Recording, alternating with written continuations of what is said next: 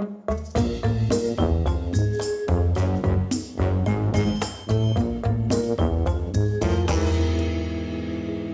everybody, Garcia here, and in this video I'm going to be briefly comparing the first printing of Atlantis Rising, this one here, with the new Atlantis Rising 2nd edition, this one over here.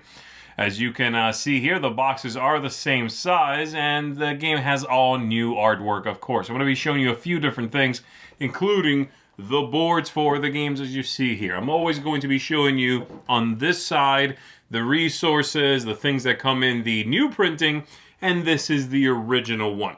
So I'm going to be going over the boards and the components, the resources rather, these goods.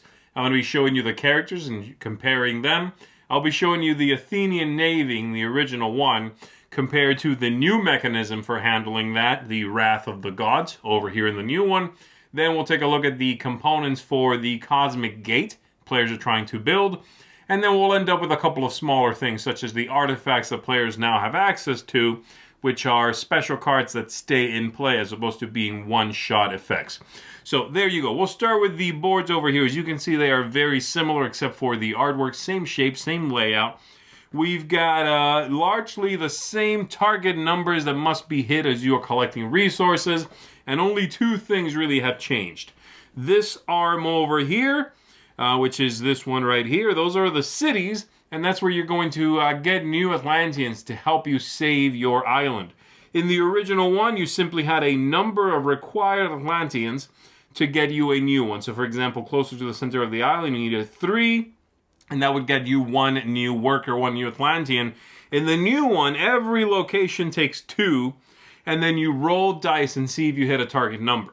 That target number, however, gets a little easier to hit the later in the game it is, the more you've been punished by the Wrath of the Gods. And so, thematically, it makes a little bit more sense. As players are, as the Atlanteans are beginning to panic, they are more likely to join your efforts to save the whole thing.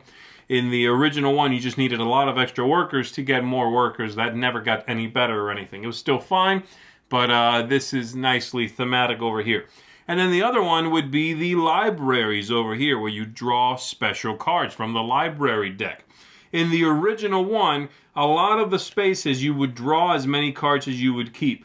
And that's something they did away with. So for example, way down here, the riskiest spot, you drew 2 cards and kept both. In the 3 safest spots here on the inside of the island, you drew 1 card and kept it. Over here, you always draw more than you keep, just about, except for the very riskiest spot. Draw 2, keep 2, that's the same. But for all the other ones, you always draw more than what you keep. You can, however, spend your cosmic energy to keep that extra card. So there's an interesting choice there, and you'll see more cards giving you more options.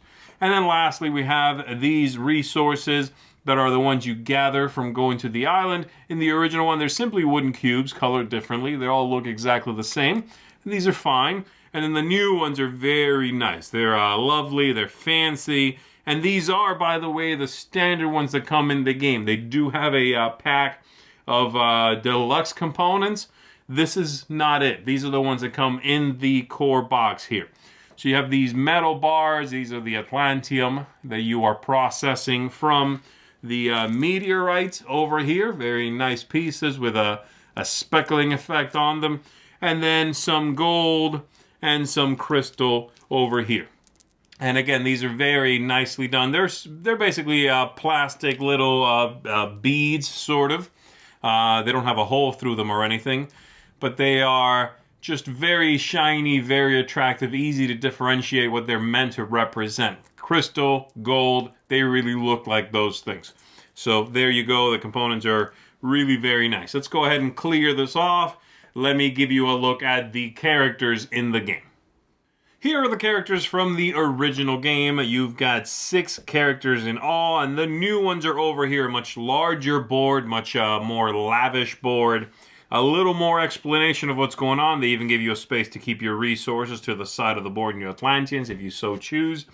And then this one also has, of course, some information here at the bottom. These are basically thick paper. So these are, you know, not too sturdy, really, but they don't get handled very much. So that was okay.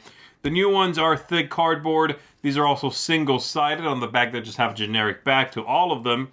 And the new ones are double-sided, and you can pick which side you want to play, normally with a male and a female version of this profession. So the scholar and the scholar over here. So those are the powers. Those are the boards, and the powers are going to be a little bit tweaked for most of them, because the way a lot of the new powers are handled is they resolve around your leader. Your leader, as you can see here, the workers at the top, is this larger piece here. And that sort of represents you in the game. You have a special power normally that applies to this piece, and any pieces sharing a space with you. That could even be other players. So this sort of tweak to the gameplay is going to kick up the cooperation in the game. A lot of the original powers, one of the main complaints was that they did one thing really well, and so the game was sort of forcing you to do that one thing.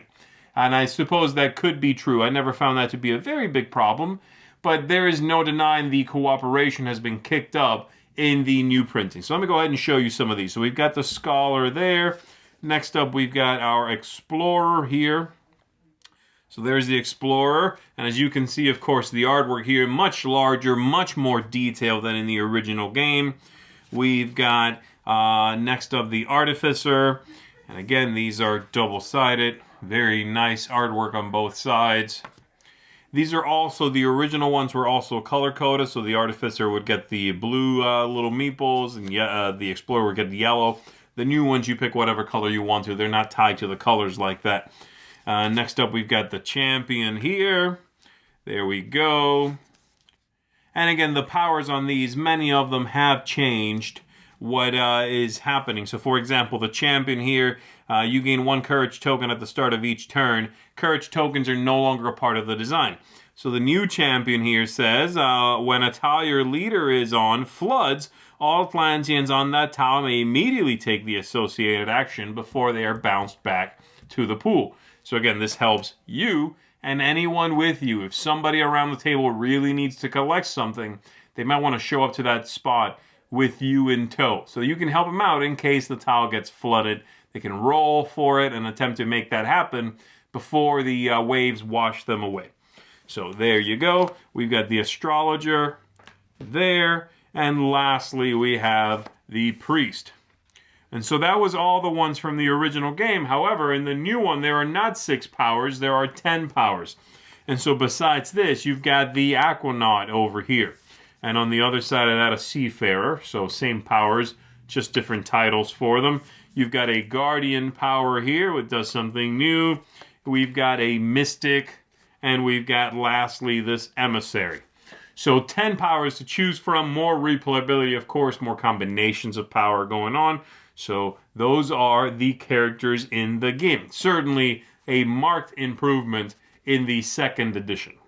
Here we've got one of the biggest changes from the original printing of the game to the new one, and also one of the aspects that a lot of folks seem to dislike from the original game. One of the more divisive parts of the original game. That is the Atlantian Navy over here, where you are going to be fighting off the attack from the Athenians, and that attack mounts over time. This has been replaced with Wrath of the Gods, which behaves in largely the same way, but it is handled differently. In the original game, each round, you would, after taking your actions, have to deal with the Athenians attacking you. This would start at one of these 2 spots, depending on the number of players. So let's say it would start here with 4 players.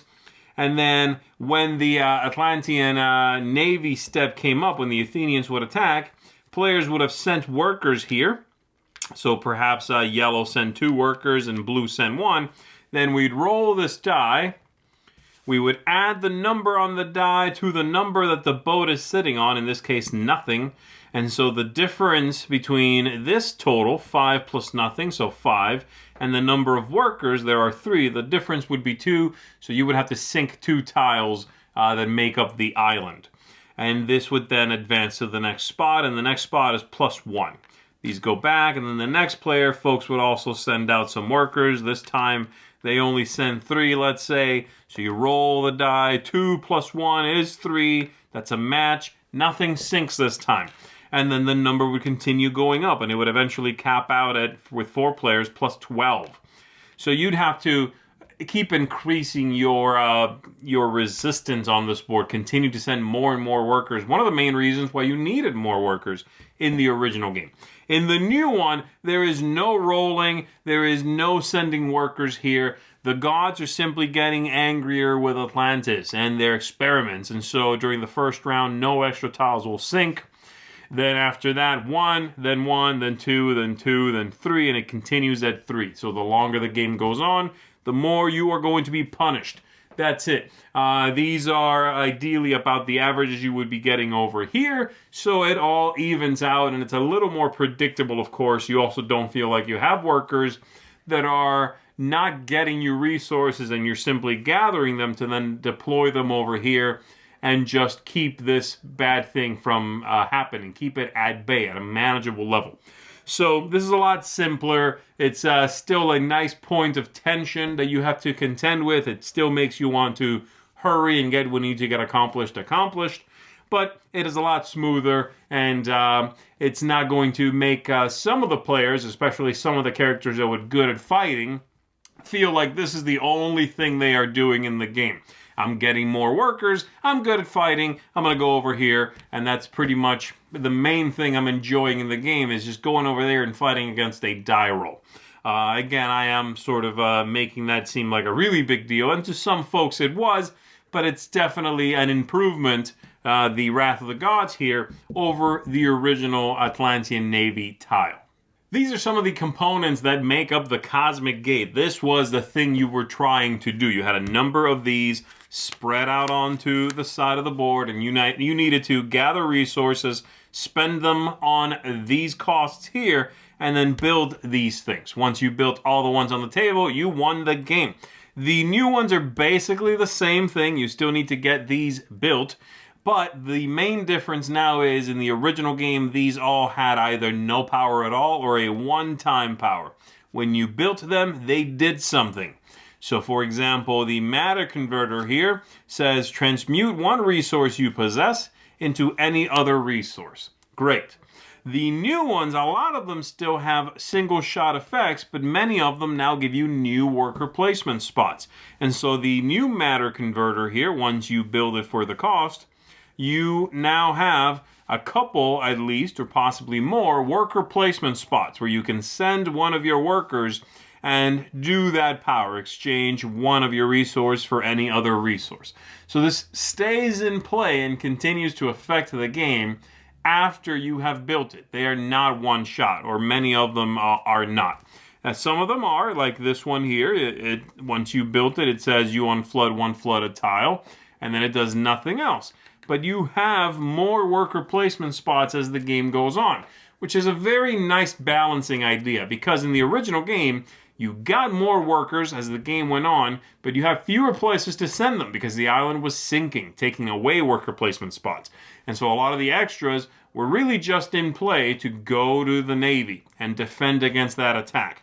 In the new one, there is no Navy. There's no reason to send them there. And so you need more workers because you want to apply some of these special powers. And so later on, as the island sinks and those spots go away, new spots open up on these tiles, giving you more choices of what you can do. And so you can send them here to the Mystic Siphon.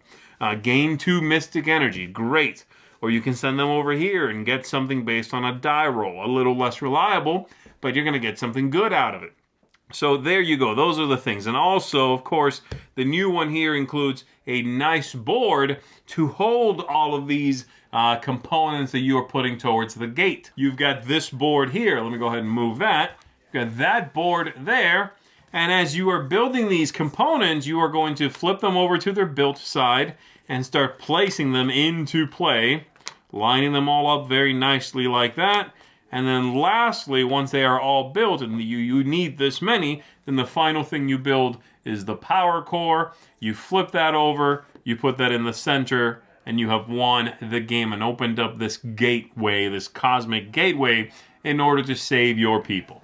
Very nice, great touch, and I love the fact that we now have new worker placement spots. There's a few more things I could talk about here. I could talk about how now there's a dedicated 1 and 2 player modes. They're going to give you a little more power. You are going to have a really cool piece called the hologram, which sort of gives you a new power, just like having another leader, and that power rotates from round to round.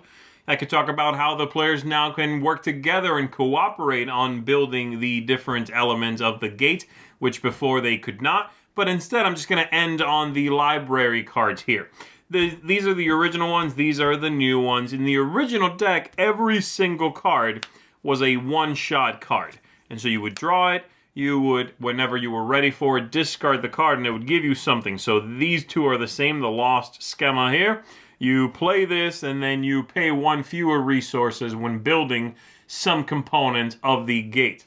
This is the same thing. However, there are now going to be a few cards that are shuffled into the library deck in the new one, which stick around. These are artifacts, and they have a different coloration, as you see there. And these go into play in front of you, and they continually give you a power, something you can do as long as this card is in front of you. You still have a hand limit, so you still have to count this towards your hand limit, but as opposed to in the first one where everything you did you would do and then discard the card entirely, you now have powers that stick around. So this one, for example, allows you to, when you are rolling for resources, if you roll a 6, and this is a card that you own, you get to take the resource and roll again. So you might end up making two resources, possibly more, from a single worker being placed out there. So these are really neat. They spice up the game. They give you more powers above and beyond your special leader power, and they're a great addition to the game. They really liven up the whole thing. Having them is important. Using them to great effect is important. So there you go. That's another nice thing that the new edition does. So there you go. That's going to be it for my comparison here. Hopefully that gives you an idea of the things they changed from one to the next, and whether this is something that you might want to look into. Make sure that you check out my review of the original edition here, where I show you a little bit of how to play the game and give you some thoughts about it. I will give you a spoiler. I like the game a lot. So that's going to be it for me. Thanks everybody for checking out this comparison between Atlantis Rising 1st and 2nd editions. I am Z Garcia. I'll see you on the next one. Thanks so much for watching another Dice Tower video. If you enjoy our videos, subscribe to the channel for more fun, comprehensive board game coverage. Also, consider joining us at one of our events. Come to Dice Tower Retreat, a small, intimate gathering where gaming is king. Join us for Dice Tower Cruise, the largest board game cruise. Attend Dice Tower West in Las Vegas for gaming fun on the West Coast, or Dice Tower East in Orlando in sunny Florida. Dice Tower Conventions, the friendliest gaming conventions on Earth. I'm Eric Summerer, and you've been watching The Dice Tower.